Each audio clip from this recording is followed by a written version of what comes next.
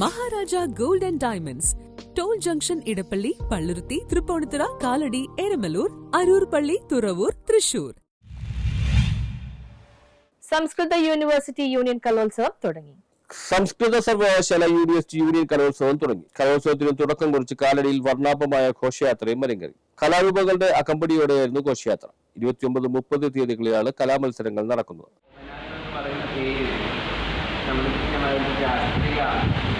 നമ്മുടെ കാഴ്ചപ്പാടുകളുടെ പുറത്താണ് ഉള്ളത്. ഉപനാട്ട് എന്ന് പറയുന്ന പേര് ആഫ്രിക്കൻ പഠനത്തിന് പ്രചാരത്തിലുള്ള ഒരു ഭാഷയാണ്. ഭാഷയിലെ പദമാണ് ഉപനാട്ട് എന്ന് പറയുന്നത്.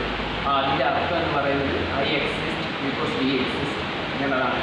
നമുക്കറിയാം, മനുഷ്യനെ വലിയ രീതിയിൽ ചൂഷണം ചെയ്യപ്പെടുന്ന ഈ ലോകത്ത്, മനുഷ്യനെ വലിയ രീതിയിൽ വേട്ടയാടുന്ന ഈ ലോകത്ത് മനുഷ്യൻ്റെ ഒപ്പം നിന്നുകൊണ്ട് മനുഷ്യനെ ചൊവ്വാഴ്ച രാവിലെ 9 കലാമത്സരങ്ങൾ തുടങ്ങി. 4 വേദികളിലായിട്ടാണ് മത്സരം. യൂണിവേഴ്സിറ്റിയുടെ മറ്റു കോളേജുകളിൽ നിന്നുമായി 1500 കുട്ടികൾ കലോത്സവത്തിന് മാറ്റുരക്കും. 3 ദിവസം താമസിച്ചായിരിക്കും കുട്ടികൾ മത്സരത്തിൽ പങ്കെടുക്കുക. ബുധൻ രാത്രിയോടെ കലോത്സവത്തിന് തിരശ്ശീല വീഴും. വാർത്താ സമ്മേളനത്തിൽ union chairperson PM Ashwanth, general secretary K Ashwin, S Anamika, K Arunima, Shruthi Suresh, Raghu Krishna എന്നിവരും പങ്കെടുത്തു. News bureau, Kalady.